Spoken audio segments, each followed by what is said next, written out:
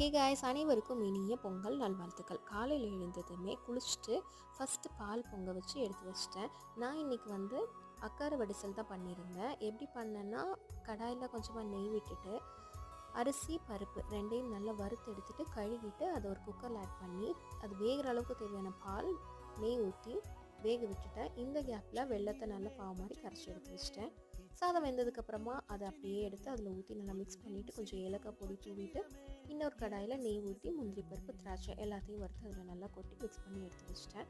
பூஜை ரூம் போயிட்டு பூஜைக்கு தேவையான பொருள்லாம் எடுத்து வச்சுட்டு சாமி ஃபோட்டோக்கெல்லாம் நல்லா பூவெல்லாம் வச்சுட்டு படையல் போட ரெடி ஆயாச்சு. பொங்கல் கரும்பு தேங்காய் உடைச்சிட்டு சிம்பிளாகவே இன்றைக்கி முடிச்சாச்சு. நாங்கள் இன்றைக்கி சூரிய பொங்கல் விட மாட்டு பொங்கல் தான் இன்னும் நல்லாவே செலிப்ரேட் பண்ணுவோம். பூஜையெல்லாம் முடிச்சதுக்கப்புறம் எல்லா பொங்கல்லாம் சாப்பிட்டு அந்த டேவே சூப்பராக போயிடுச்சு. நீங்களும் எல்லாம் நல்லா செலிப்ரேட் பண்ணியிருப்பீங்கன்னு நினைக்கிறேன். ஸோ நெக்ஸ்ட் வீடியோவில் பார்க்கலாம். Bye bye.